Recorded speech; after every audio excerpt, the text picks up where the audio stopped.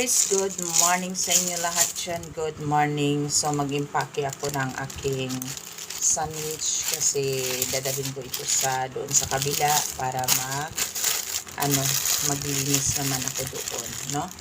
So ibabalot natin ang ating sandwich kasi mamaya pupunta tayo ng mali pala ako. Punta tayo sa ibang bahay, dun sa bunso ng aking bunso ng amo ko. So doon tayo maglilinis ngayon. So iano muna natin itong ating babaonin. So ayan, magbabaon tayo guys. Ito ang ating ibabaon para ako nasa school. Okay? Okay guys, thank you so much. Thank you for watching. See you next time.